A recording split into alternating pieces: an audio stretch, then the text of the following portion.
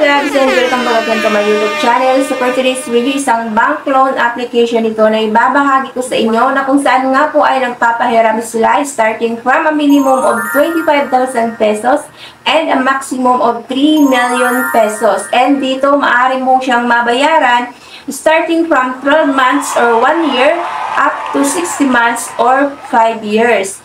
And dito, no collateral needed, multi-purpose loan facility up to 3 million, and affordable financing terms options. Kaya naman, kung interested ka naman laman ang bank application na ito na ibabahagi ko sa inyo, panoorin mo na muna ang video na ito dahil dito ay isi-share ko sa inyo step by step kung paano nga ba dito mag-apply, ano yung mga requirements na kailangan, kung ikaw ay employed or self-employed, at ano-ano yung mga documents na kailangan mong i-prepared upon filling up ng kanilang applications. Nang sa ngayon, bago ka mag-attempt na manghiram dito ng pera, ay nakapag-prepared ka na ng mga documents na kailangan mong ipasa dito. So bago yan, kung bago pa lang po dito sa aking YouTube channel, please consider to subscribe na muna and click mo na rin po ang notification bell dyan para naman lagi kang updated sa mga incoming videos na ina-upload ko dito sa aking channel.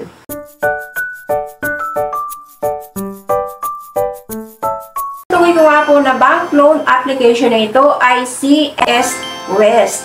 So, hindi mo na kailangan i-download or install dahil doon na mismo sa kanilang website tayo directly mag-a-apply. And after mo nga po ito ma-open, bubungad po dyan or makakausap mo ang kanila pong S-Twist System Analyst. Ipaprocess po yung application mo dito or mag-fill up ka ng iyong application using Messenger. So, meron lang po sa yung mag-a-assist na isang system analyst nila para po doon sa processing ng iyong application. And dyan nga po mag-start na tayo mag-fill up ng application. Yan, i-click nyo lamang po ang click to get started. Terms and conditions or data privacy policy. So, yan po yung unang bubungan sa inyo. So, basahin nyo lamang po yan dyan and click agree lamang po to proceed.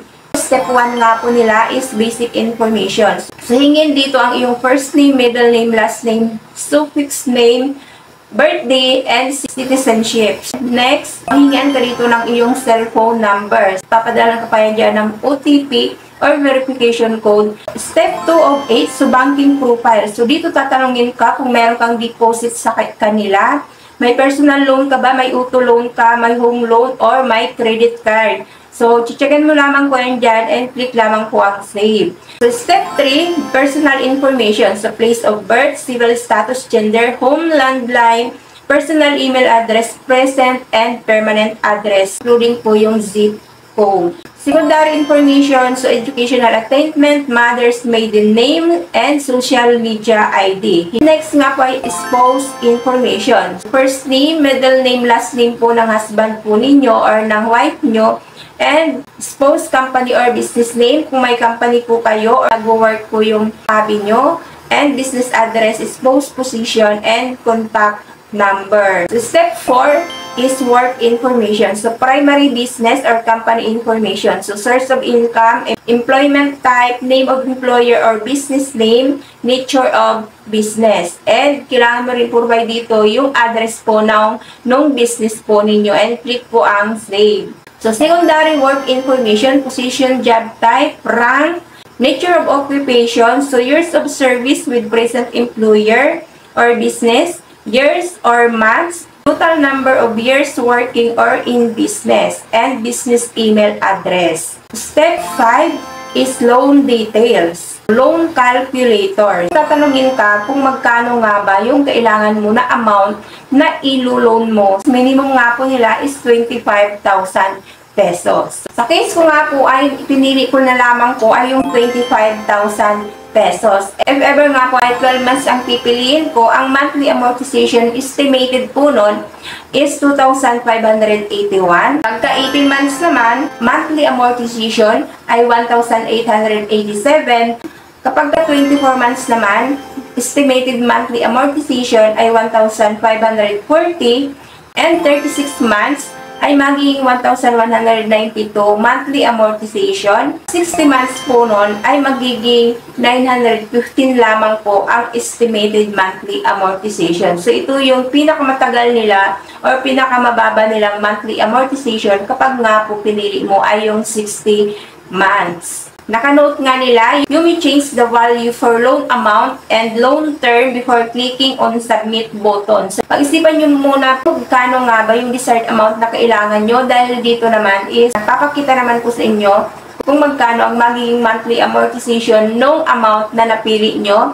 If ever nito ay 12 months, 18 months, 24 months, 36 months, or 60 months. Bago nga po ninyo isubmit yung inyo pong application dito. So, after nyo nga po makapag-decide na kung magkano yung desired amount na kailangan nyo, including po yung desired terms of loans na pili nyo. So, yung application nyo po dito is subject for bank final evaluation. So, under evaluation pa po yan dahil marami pa po silang hihingiin dito sa inyo, including pa nga po yung mga requirements and then yung documents na kailangan nyo pong ipasa sa kanila. Step 6 nga po nila, so personal reference po yan, humingi po sila ng isang contact person. So, full name, relationship, and then contact number. Step 7 po nga po is other declarations. So, tatanungin ka lamang po if you are a director, officer, or shareholder of East-West Bank, East-West Rural Bank, or any subsidiary and or affiliates. So,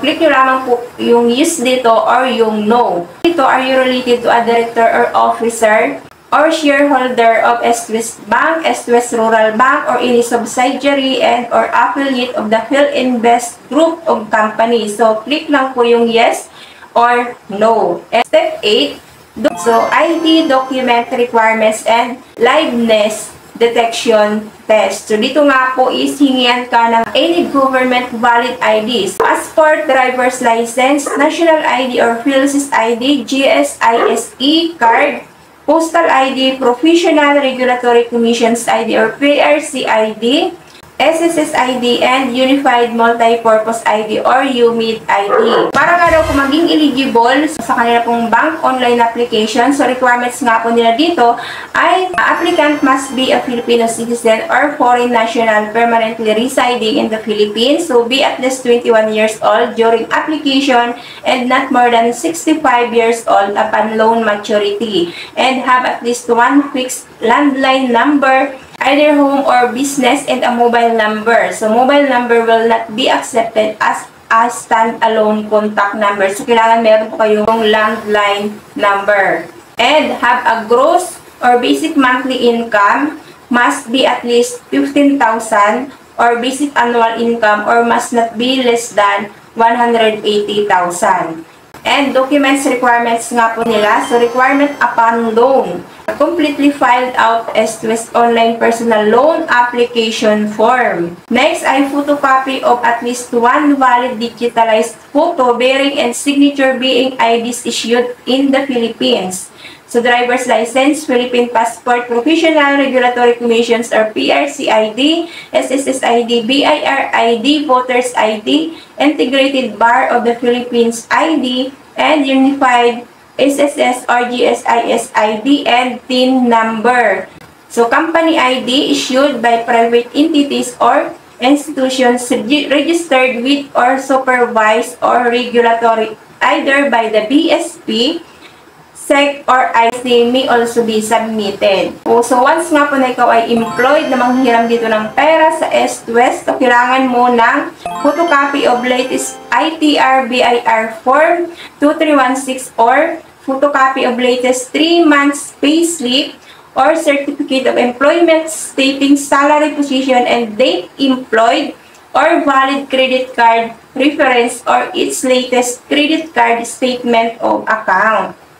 And kapag ikaw ay self-employed naman, ng declaration mo dito ay may business ka or business owner. So, requirements naman is photocopy of latest ITR BIR Form 1701 and audited financial statements, DTI registration certificate for sole proprietorship or SEC registration certificate with page stating shares owned by the application for partnership or corporation, business permit, valid credit card reference, or its latest credit card statement of account.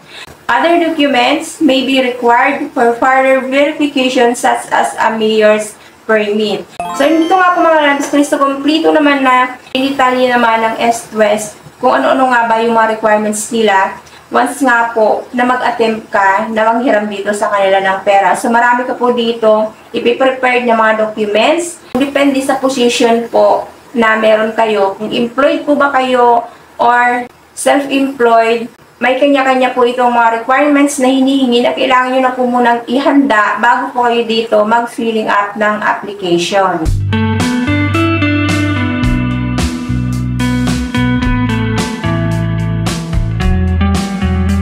So, ayun na nga po mga lalabs ko. So, kung isa-try nyo po dito na manghiram kay East-West Bank online loan application. So, direct sa website na nga lang nila kayo mag-fill up ng application dito. And dito naman po ay makikita nyo naman kung ano nga ba yung mga kailangan mo na ihanda bago po kayo mag-proceed sa kanila pong application para po maging successful po yung evaluation ng inyo pong loan application dito. So, hindi mo na kailangan pumunta personally sa kanila pong branch or mismo sa kanila pong office dahil dito pa lang po sa kanila pong website ay may possibility na po yan na ma-approve kayo as long as na-complete po kayo ng requirements dito and documents na kailangan nila para po doon sa successful ng inyo pong application.